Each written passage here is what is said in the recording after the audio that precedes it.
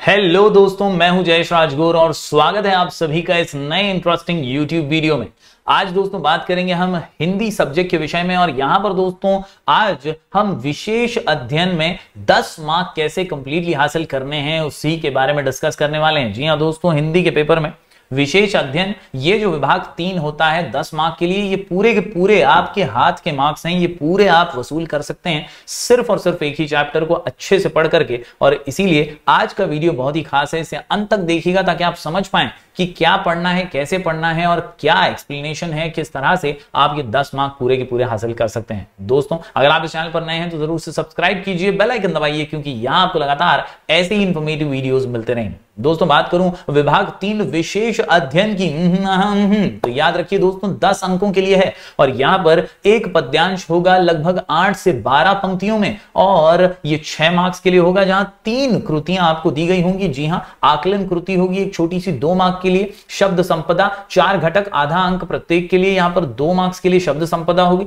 अभिव्यक्ति का एक क्वेश्चन होगा पर्सनल ओपिनियन टाइप 2 मार्क के लिए और लघुत्तरी उत्तर होंगे यहां पर 80 शब्दों में आपको लिखने होंगे, 2 में से 1 4 मार्क्स के लिए। जी हां, तो ये पूरा पैटर्न मैंने आपको समझाया विशेष अध्ययन का जो आपके पेपर का विभाग 3 है। और दोस्तों इसी को आज के एक ही वीडियो से आप क्रैक कर लेंगे ऐसी मैं उम्मीद करता हूं। दोस्तों आप देखिए ये आसान इसलिए है क्योंकि ये जो विशेष अध्ययन है, जी हां ये जो विशेष अध्ययन है, इसको 10 मार्क पूरे के पूरे हासिल करने के लिए you have to study only 1 chapter, सिर्फ एक ही चैप्टर जो है चैप्टर नंबर 13 कनुप्रिया।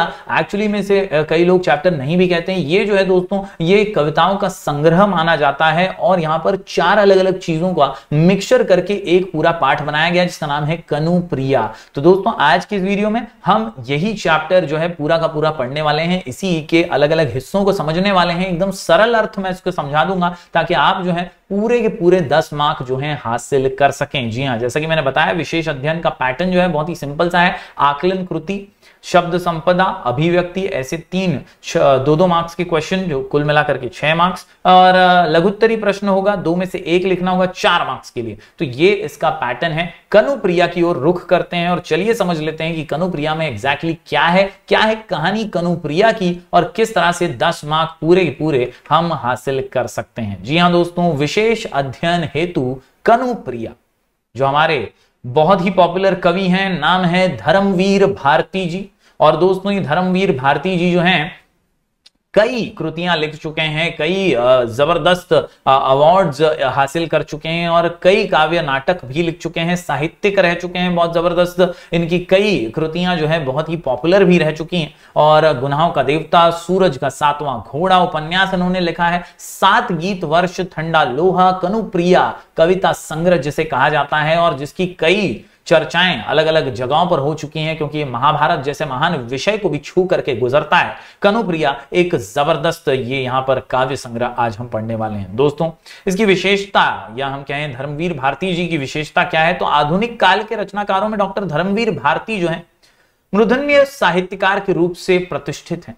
कनुप्रिया आपकी अनोखी और अद्भुत कृति है।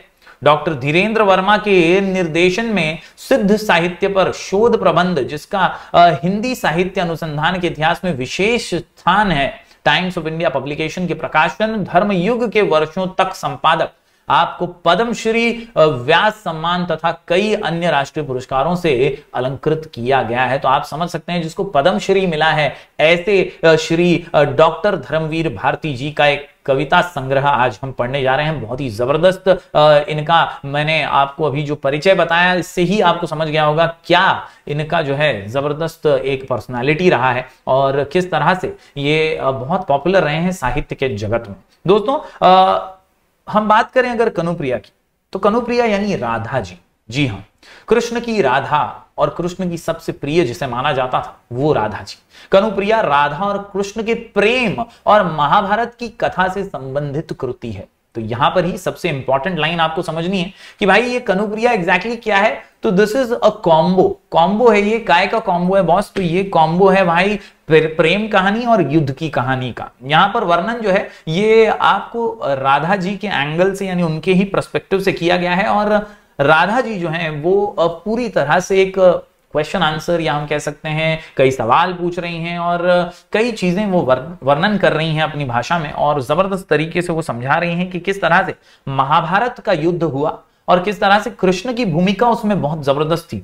हालांकि कृष्ण ने क्या त्याग करके किस तरह से इस युद्ध भूमि में हिस्सा लिया और किस तरह से उन्होंने राधा को छोड़ करके किस तरह से युद्ध भूमि में अर्जुन का साथ देते हुए युद्ध लड़ा और युद्ध जीताया पांडवों को, ये पूरी कहानी राधा जी के मुख से हम उनकी पर्सपेक्टिव से हम सीख रहे हैं, यहां पर समझने वाले हैं। तो बेसिकली कनुप्रिया राधा और कृष्ण के प्रेम और महाभारत की कथा से संबंधित है। ओके, कृति में बताया गया है कि प्रेम सर्वोपरि है और युद्ध का अवलंब करना निरर्थक है। जी हां, यहां पर बताया गया कि प्रेम सर्वोपरि है। युद्ध जो होता है ये हमारे हाथों में होता है, हम उसे करें ना करें, लेकिन प्रेम जो है ये सर्वोपरि होता है। हमें प्रेम से ही दुनिया जीतनी चाहिए। राधा कृष्ण से महाभारत युद्ध को लेकर कई प्रश्न पूछती हैं।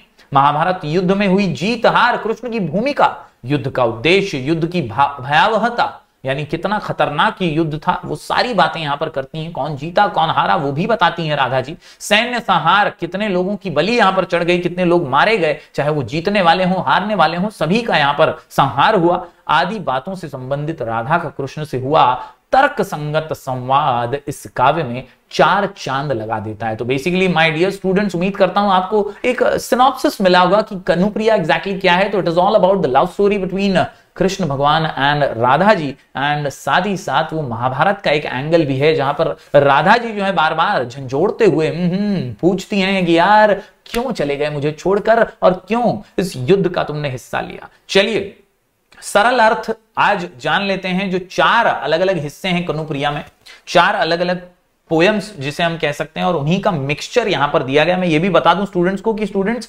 भले ही 4 अलग अलग चीजें हैं यहां पर, लेकिन चारों एक तरह से, कई लोग ये भी कहते हैं कि ये चारों एक ही चीज हैं, they are all combination of one event. लेकिन अगर इसको आप अलग अलग भी पढ़ेंगे तो इनका अलग अलग भी एक परिपक्व, एक कंप्लीटनेस भी आपको समझ में आएगा। जैसे सेतु में है या इसके अलावा अमंगल छाया, ऐसे अलग अलग सेक्शंस जरूर है लेकिन वो एक ही स्टोरी का हिस्सा है, ऐसा आपको समझना है। It is always complete. जैसे बाहुबली 1 और बाहुबली 2, भले ही दोनों अलग अलग देखोगे तो भी आपको चीजें समझ तो आ ही जाएंगी। गोलमाल फिल्म भी आप देखेंगे, सब अलग अलग हैं, अलग अलग समझ आ ही जाएंगे, लेकिन actually they are a franchise, they are one movie in all. वो एक ही चीज से बनी हुई हैं, जुड़ी हुई हैं, कनेक्टेड हैं। और उसी तरह से यहां पर भी दोस्तों ये जो कनुप्रिया है ये भले ही 4 कविताओं का संग्रह है, लेकिन एक्चुअली में it is one complete thing. चलिए शुरुआत करते हैं कविता का सरल अर्थ समझते हुए। सबसे पहले बात करते हैं सेतु में। सेतु का अर्थ मैं पहले आपको समझा दूं दोस्तों। सेतु एक ब्रिज, एक पुल होता है, और यहां पर राधा जी जो है वो कह रही हैं कि मैं एक सेतु बनकर के रह गई और कृष्ण जो है वो एक तरफ से दूसरी तरफ चले गए और कई लोग यहां से वहां हो गए मुझ पर पैर रख करके। क्या है कहानी, चलिए समझते हैं। राधा कहती हैं, हे कनु यानी कृष्ण, नीचे की घाटी से ऊपर के शिखरों पर जिसे जाना था वह चला गया, लेकिन बलि मेरी ही चढ़ी। मेरे ही सिर पर पैर रख मेरी बाहों से इतिहास तुम्हें ले गया। यानी दोस्तों यहां पर एक वीरांगना की तरह एक राधा जी जो हैं वो एक दर्द छलकाते हुए कह रही हैं कि यार इतिहास जो है वो तुम्हें ले गया मेरी बाहों से। तुम थे, मेरे साथ थे, लेकिन कब तुम चले गए मुझे भी पता नहीं चला, और तुम मुझे एक सेतु की तरह यूज करते हुए बस चले गए इस युद्ध के अंदर। हे कनु, इस लीला क्षेत्र से उठकर युद्ध क्षेत्र तक की अलंघ्य दूरी तय करने के लिए क्या तुमने मुझे ही सेतु बना दिया? ये बहुत ही सिंपल सी लाइन है जो कि बहुत ही सरल तरीके से समझा रही हैं राधा जी। कह रही हैं तुम लीला, जिसे हम हमेशा से जानते हैं कृष्ण लीला जिसे हम कहते हैं, जहां गोपियां, जहां वृंदावन का रास हो या गोकुल के अंदर जो नटखट चीजें हमारे नंदलाल कृष्ण भगवान करते थे, वो लीला क्षेत्र से अचानक कब युद्ध क्षेत्र में पहुंच गए, और कब तुमने इतनी अलंघ्य दूरी यानी इतनी लंबी दूरी को लांघ लिया, और किस तरह से तुमने वहां पर भी एक सारथी का किरदार निभाया, अर्जुन का साथ देते हुए तुमने पांडवों को युद्ध जिता दिया। तो यार क्या तुमने मुझे ही सेतु बनाकर यूज कर लिया? तुमने कभी ये सोचा नहीं कि मैं यहां अकेली छूट गई और तुम उस तरफ चले गए? अब इन शिखरों और मुक्ति घाटियों के बीच बने सोने के पतले और गुंथे हुए तारों से बने पुल की तरह मेरा यह सेतु रूपी शरीर कांपता हुआ निर्जन और निरर्थक रह गया है। जिसे जाना था वह चला गया है। क्या बात कही है यहां पर राधा जी ने। राधा जी कहती हैं कि अब तुम तो चले गए, मैं यहां पर अकेली रह गई, मेरा तो शरीर जो है वो एक पुल की तरह तुमने यूज कर लिया। लीलाएं तुम्हारी और मेरी जो है इस संसार में अभूतपूर्व तरीके से फेमस तो हो गई, लेकिन तुम तो मुझे छोड़ करके उस युद्ध में चले गए। और आज इसीलिए राधा जी कहती हैं कि मैं सेतु, तुमने मुझे यूज कर लिया, जिसे जाना था, यानी कृष्ण भगवान जो थे उन्हें जाना था और वो चले गए, मुझे इस्तेमाल करते हुए एज अ सेतु। उम्मीद करता हूं ये पहला जो है कविता का सरल अर्थ आपको समझ में आ गया होगा। दूसरे की बात करते हैं, यह है अमंगल छाया। और यहां पर अवचेतन मन में बैठी हुई राधा अपने चेतन मन वाली राधा को संबोधित करते हुए कहती हैं, हे राधा। यहां पर एक डायलॉग है और डायलॉग कन्वर्सेशन जो है वो दोनों राधाओं के बीच है। तुम कहोगे सर दो राधा, मैं कहूंगा भाई ये एक जो है ये एक काल्पनिक राधा है जो दूसरी राधा से बात कर रही है। और वो बात क्या कर रही है, तो वो एक सिंपल सा कन्वर्सेशन करते हुए कह रही है कि यमुना के घाट से ऊपर आते समय कदम्ब के पेड़ के नीचे खड़े कनु को देवता समझकर प्रणाम करने के लिए तुम जिस मार्ग से लौटती थी, हे बावरी, आज तुम उस मार्ग से होकर मत लौटना। एक राधा दूसरी राधा से कहती है कि तुम यार हमेशा कृष्ण को पेड़ के नीचे बांसुरी बजाता हुआ देख करके गुजरती थी, और उस मार्ग पर जो तुम आती थी सिर्फ कनु को देखने के लिए, कृष्ण को देखने के लिए, आज तुम उस मार्ग से लौटना मत। क्यों मत लौटना? क्योंकि यार ये उजड़े हुए कुंज, रौंदी हुई लताएं, आकाश में छाई धूल, क्या तुम्हें यह आभास नहीं दे रहे हैं कि आज उस मार्ग से कृष्ण की 18 औक्षहीणी सेनाएं युद्ध में भाग लेने जा रही हैं। यानी दोस्तों कृष्ण भगवान जो है युद्ध में भाग लेने चले जा रहे हैं। और इसीलिए एक राधा दूसरी काल्पनिक राधा से ये कहती है, जो प्रेम में कृष्ण के है, उस राधा से कह रही है कि आज तुम इंतजार करती हुई उस पेड़ के नीचे मत चली जाना, क्योंकि आज तुम्हें वहां पर सिर्फ युद्ध के नगाड़े सुनाई देंगे, वहां पर सिर्फ तुम्हें धूल दिखाई देगी, जहां पर आभास तुम्हें ऐसा होगा कि सेनाएं जो हैं युद्ध लड़ने के लिए जा रही हैं।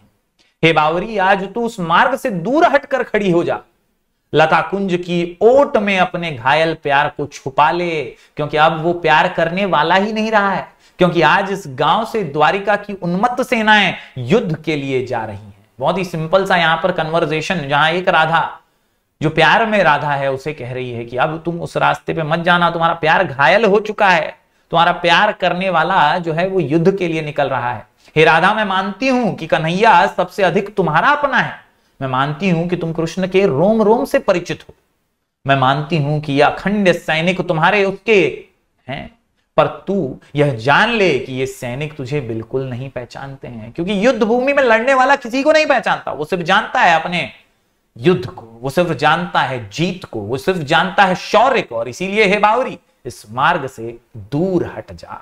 यही कह रही है वो राधा जो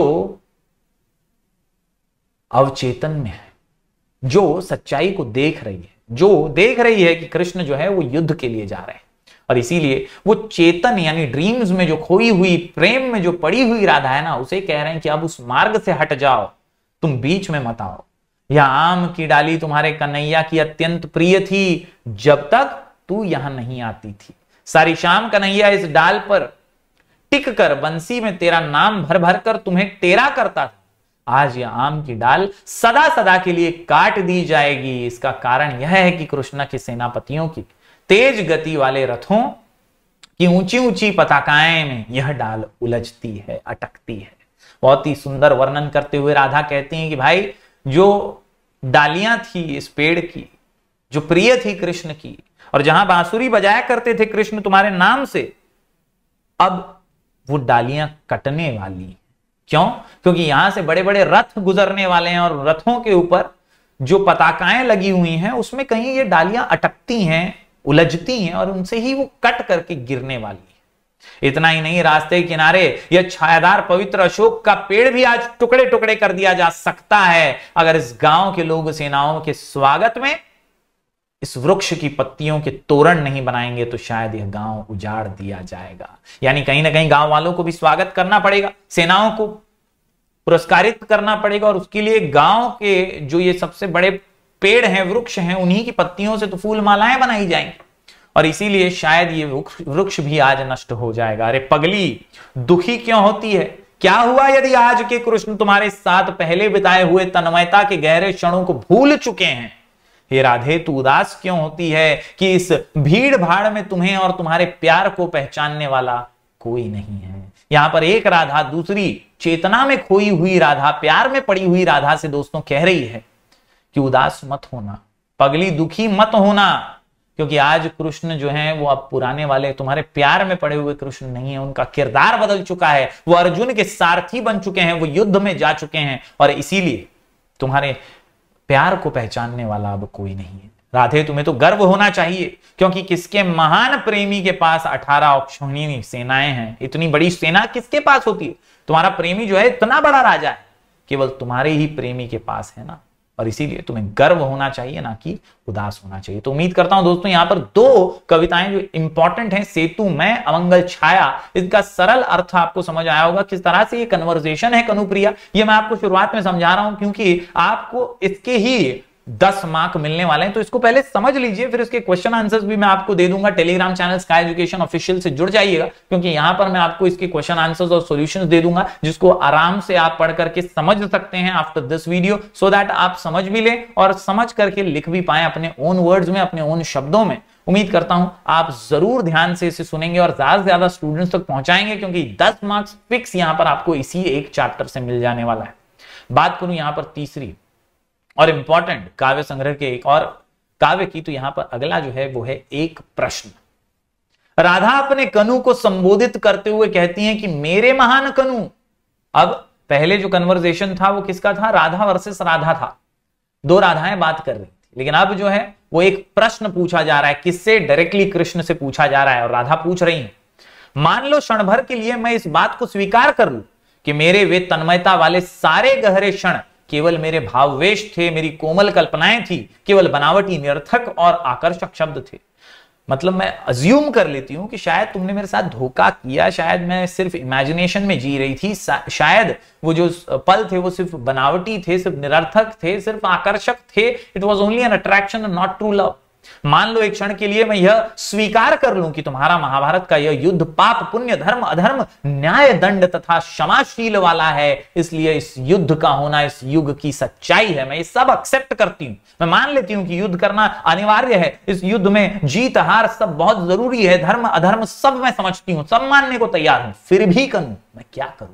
सवाल सुनिएगा, बहुत ही हृदय को आपके टच कर जाएगा, दिल को छू जाएगा। फिर भी करूं मैं क्या करूं? क्योंकि आजकल की आपकी जनरेशन में शायद ऐसा वाला प्यार आपने नहीं देखा होगा। इसको जीना बहुत जरूरी है, इसको समझना बहुत जरूरी है, जहां राधा सच्चे प्यार करने वाली राधा कहती हैं, फिर भी करूं मैं क्या करूं?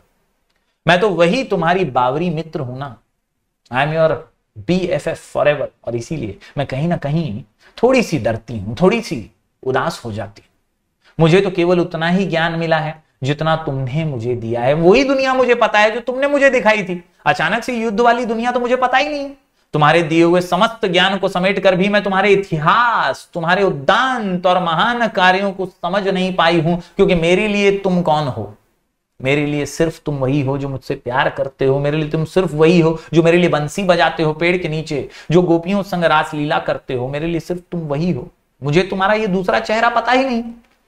कनु, अपनी यमुना नदी जिसमें मैं अपने आप को घंटों निहारा करती थी, अब उसमें हथियारों से लदी हुई असंख्य नौकाएं रोज न जाने कहां जाती हैं। नदी की धारा में बह बहकर आने वाले टूटे हुए रथ और फटी हुई पताकाएं किसकी हैं? I have never seen this world. मैं नहीं जानती कि ये क्या है। मुझे डर लगता है देखते हुए, क्योंकि इस नदी में मैं अपने आप को निहारती थी, घंटों तक रुकती थी। तुम यहीं हुआ करते थे। हे कनु, युद्ध क्षेत्र से हारी हुई सेनाएं, जीती हुई सेनाएं, गगन भेदी युद्ध घोष, विलाप के स्वर और युद्ध क्षेत्र से भागे हुए सैनिकों के मुंह से सुनी हुई युद्ध की अकल्पनीय और अमानवीय घटनाएं, क्या यह सब सार्थक है? कितना करुण सवाल है। देखिए दोस्तों, राधा पूछ रही है कि मैंने कभी ये सब नहीं देखा था, ऐसे मंजर को कभी नहीं झेला था, मैंने ऐसे मंजर को कभी नहीं सोचा था, कभी नहीं समझा था, जहां इतना खून खराबा, जहां इतना बड़ा युद्ध मैंने देखा है। क्या ये सब सार्थक है? Is it all necessary? क्या ये जरूरी था? गिद्ध जो चारों दिशाओं से उड़ उड़ कर उत्तर दिशा की ओर जा रहे हैं, हे कनु, क्या इन्हें तुम बुलाते हो? क्या इन्हें तुम बुलाते हो? इतनी लाशें, लाशों का ढेर, उन पे गिद्ध मंडराते हैं, उत्तर की ओर जाते हैं, क्या इन्हें तुम बुलाते हो? ये प्रश्न है। जैसे तुम भटकी हुई गायों को बुलाते थे बांसुरी बजा करके, क्या तुम इन गिद्धों को बुलाते हो?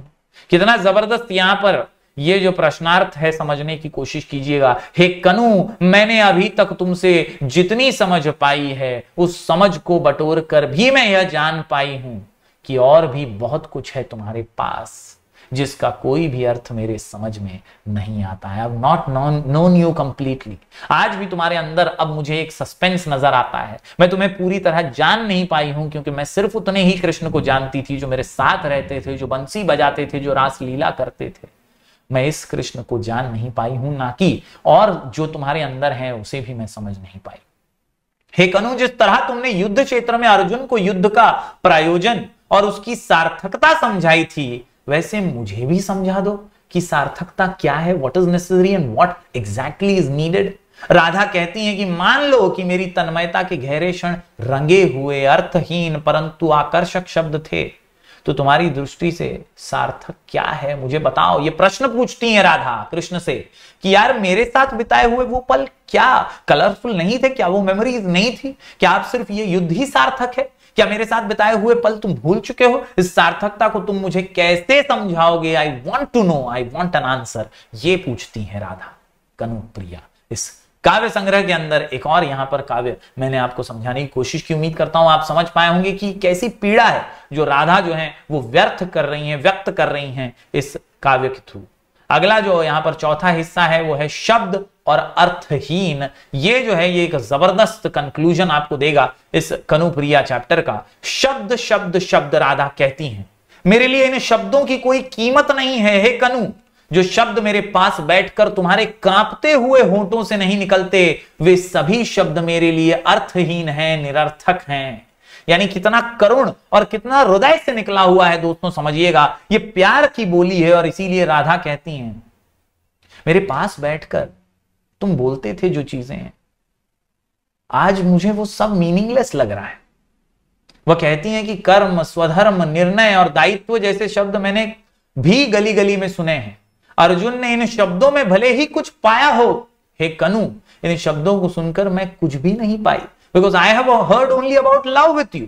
मैंने सिर्फ प्यार के बारे में तुम्हारे से जाना है, प्यार के बारे में तुमसे सुना है। मैंने कभी इन शब्दों को तुम्हारे मुंह से सुना नहीं था। मैं रास्ते में ठहर कर तुम्हारे उन होठों की कल्पना करती हूं जिन होठों से तुमने प्रणय के शब्द पहली बार कहे होंगे। Because I have imagined only that Krishna with me, जो प्यार करना जानते थे, जो युद्ध करने के बारे में जान सकते होंगे, ये मैंने कभी सोचा भी नहीं था। मैं कल्पना करती हूं कि अर्जुन की जगह मैं हूं और मेरे मन में मोह उत्पन्न हो गया है। मुझे कुछ पता नहीं है युद्ध कौन सा है और मैं किसके पक्ष में हूं। मुझे कुछ पता नहीं है कि समस्या क्या है और लड़ाई किस बात की है, लेकिन मेरे मन में मोह उत्पन्न हो गया है क्योंकि तुम्हारा समझना मुझे बहुत अच्छा लगता है, तुम्हारा समझाना मुझे बहुत अच्छा लगता है। तो बस वही प्यार में मैं जानना चाहती हूं तुमसे कि क्या सार्थक है। जब तुम मुझे समझा रहे हो तो सेनाएं स्तब्ध खड़ी रह गई हैं और इतिहास की गति रुक गई है और तुम मुझे समझा रहे हो। मैं अर्जुन का रोल प्ले करना चाहती हूं। तुम कर्म, स्वधर्म, निर्णय, दायित्व जैसे जिन शब्दों को कहते हो, ये मेरे लिए बिल्कुल अर्थहीन है। Kanu, I want to be in Arjun place, but I want to listen to those words which are of love. मैं इन सब से हटकर के एक टक तुम्हें देख रही हूं। तुम्हारे प्रत्येक शब्द को अंजूरी बनाकर मैं बूंद बूंद तुम्हें पी रही हूं। यार प्यार की ये लाइंस हैं दोस्तों, इमोशनल ये लाइंस हैं जहां पर राधा जो है प्रेम भरी निगाहों से बस देखती जा रही हैं कृष्ण भगवान को। वो अपने आप को अर्जुन समझ करके उस युद्ध भूमि में खड़ी हैं, लेकिन उन्हें युद्ध से कोई लेना देना नहीं। दोस्तों उम्मीद करता हूं आप समझ पा रहे होंगे। तुम्हारा तेज, तुम्हारा व्यक्तित्व जैसे मेरे शरीर के एक एक मूर्छित संवेदन को दहका रहा है। लगता है तुम्हारे जादू भरे होठों से शब्द रजनीगंधा के फूलों की तरह झर रहे हैं, एक के बाद एक। I am just listening to you, whatever you are saying about this war, I am not able to listen those things, but मैं सिर्फ तुम्हारे अंदर से प्रेम ही हासिल करना चाहती हूं। कनु, कनु, स्वधर्म, निर्णय और दायित्व आदि जो शब्द तुम्हारे मुंह से निकलते हैं, वे शब्द मुझे तक आते आते बदल जाते हैं। You are telling all this to Arjun, आप सब ये चीजें अर्जुन को कह रहे हैं, लेकिन मुझ तक पहुंचते पहुंचते ये शब्द ही बदल जाते हैं। मुझे ये शब्द राधन राधन राधन के रूप में सुनाई देते हैं। मतलब राधा यहां पर अज्यूम कर रही है, वो सोच रही है कि मैं अर्जुन हूं और कृष्ण मेरे सामने है, तो what he is going to say, वो सिर्फ वॉर के बारे में सुनना नहीं चाहती, वो सिर्फ सुनना चाहती हैं कि कृष्ण बोल रहे हैं राधा राधा राधा राधा। तुम्हारे द्वारा कहे जाने वाले शब्द असंख्य हैं, तुम बहुत कुछ बोल रहे हो, उनकी गणना नहीं की जा सकती, पर मेरे लिए उनका अर्थ केवल एक ही है, मैं और केवल मैं। यानी राधा इतना ज्यादा प्रेम में डूबी हुई है कि वो कृष्ण से निकले हुए शब्दों को समझ भी नहीं पा रही, वो सिर्फ सोच रही है कि कृष्ण मेरे ही नाम ले रहे हैं, मेरे ही बारे में बात कर रहे हैं। फिर बताओ कनु, इन शब्दों से तुम मुझे इतिहास कैसे समझाओगे। तो इस प्रकार दोस्तों यहां पर इन चारों कविताओं का संग्रह जो है एक कविता के रूप में, एक चैप्टर के रूप में आपके सामने रखा गया है, और चैप्टर का नाम है कनुप्रिया। उम्मीद करता हूं ये चारों जो हैं कविताएं आप समझ पाए होंगे। पहला सेतु मैं, जहां पर राधा अपने आप को एक ब्रिज मानती है, अपने आप को एक पुल की तरह समझ रही हैं, जहां पर वो समझती हैं कि कृष्ण इन्हें यूज करके पुल की तरह लीला क्षेत्र से युद्ध क्षेत्र में चलेंगे। दूसरे के बारे में अगर मैं बताऊं अमंगल छाया के बारे में, तो यहां पर दो राधाओं का कन्वर्सेशन है, जहां एक राधा प्यार वाली राधा है, डूबी हुई राधा है, और दूसरी राधा समझ चुकी है कि कृष्ण चले गए हैं, और दोनों के बीच का कन्वर्सेशन अमंगल छाया में प्रस्तुत किया गया है।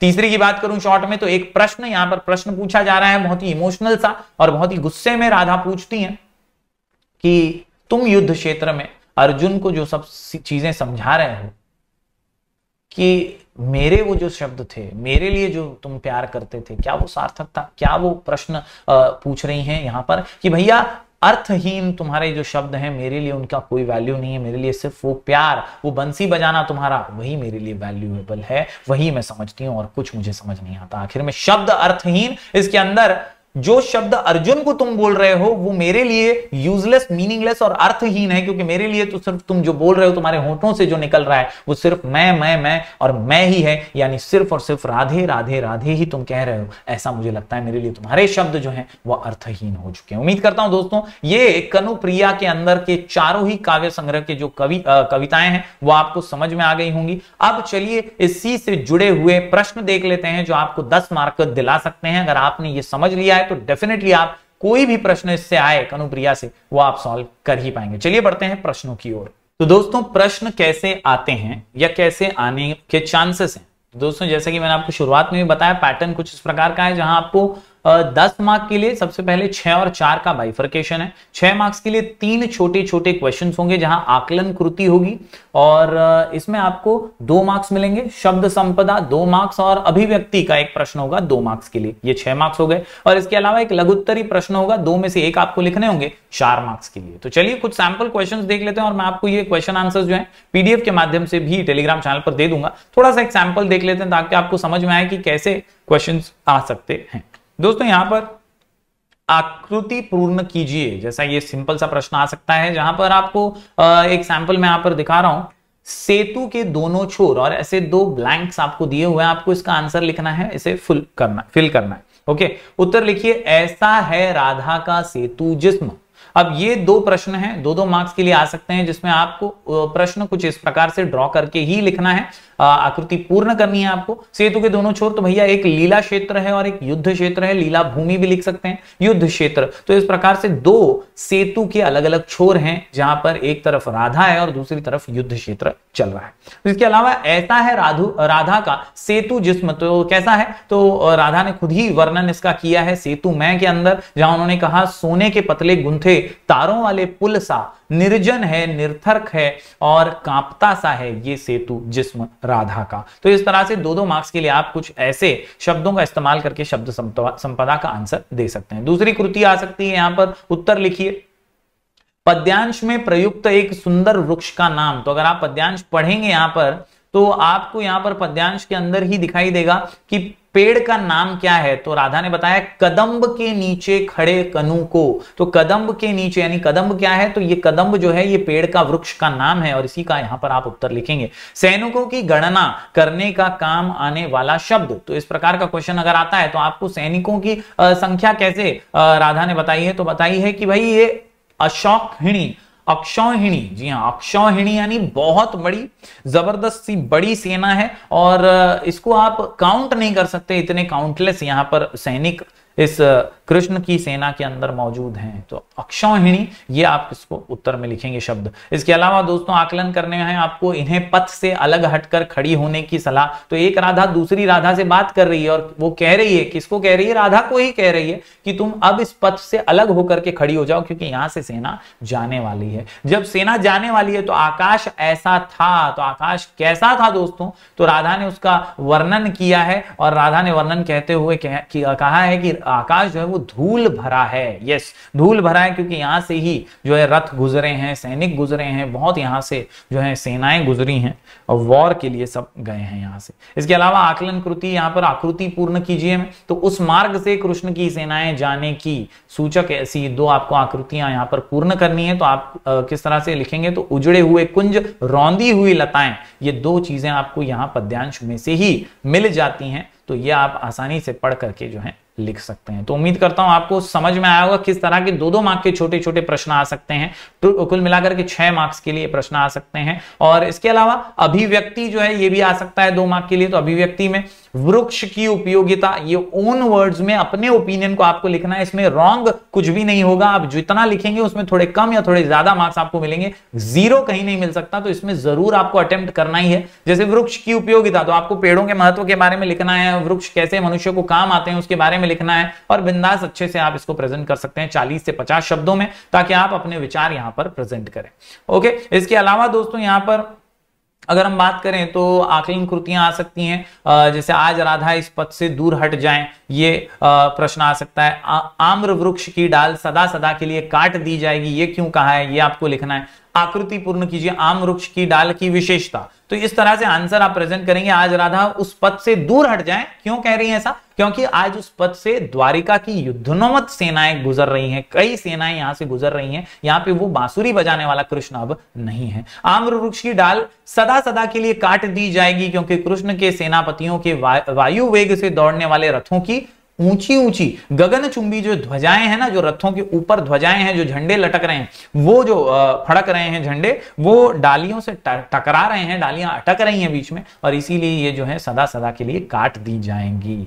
आकृति यहां पर जो पूर्ण करनी है, इसके अंदर आम वृक्ष की डाल की विशेषता आपको समझानी है। तो यह डाल कृष्ण की विशेष प्रिय थी, क्योंकि यहां पर ही कृष्ण बंसी बजाया करते थे। राधा के न आने पर इस डाल पर टिक कर कृष्ण बार बार बंसी में भरकर राधा का नाम टेरा करते थे, ये इसकी विशेषता है। ओके, तो इस प्रकार आप आंसर्स 2-2 मार्क के लिए अपने पद्यांश में से ही, इसी पद्यांश में से दे सकते हैं बड़े ही आसानी से। तो इस प्रकार के प्रश्न आएंगे दोस्तों। उम्मीद करता हूं आपको समझ आ गया होगा कैसे 10 मार्क जो है आपको हासिल करने हैं। टारगेट बहुत ही सिंपल सा है दोस्तों, आपको जो है ये पीडीएफ में दे दूंगा आपको टेलीग्राम चैनल पर। और इसके अलावा आपका टारगेट बहुत सिंपल सा है कि आपको एकदम अच्छे से पहले ये चारों कविताओं को पढ़ना है। इसके अर्थ को मैंने ऑलरेडी इसमें समझा दिया है, तो इन चारों को पढ़िए, रीड कीजिए आसानी से, और फिर ये जो क्वेश्चन आंसर्स हैं इनकी लिख करके प्रैक्टिस कीजिए, ताकि आप 10 मार्क पूरे के पूरे वसूल कर सकें। ये 10 मार्क आपके ही हैं, आपके लिए ही ये सेक्शन है विशेष अध्ययन का कृति 3 में। आपको ये पूरे हासिल करने हैं, ये लक्ष्य बना लीजिए, ये टारगेट बना लीजिए, और जरूर अगर अच्छा लगा हो तो वीडियो को लाइक कीजिएगा और ज्यादा से ज्यादा स्टूडेंट्स तक पहुंचाइएगा, क्योंकि ये आपके कंफर्म मार्क्स हैं, ये आपसे कोई छीन नहीं सकता। जरूर मेहनत कीजिए और सफलता आप निश्चित ही प्राप्त कर लेंगे। Thank you very much for watching this video. हम ऐसे ही वीडियोस लगातार आपके लिए लेकर आते रहेंगे। मिलेंगे फिर एक बार कुछ और नए वीडियोस के साथ, तब तक के लिए do like, share and subscribe.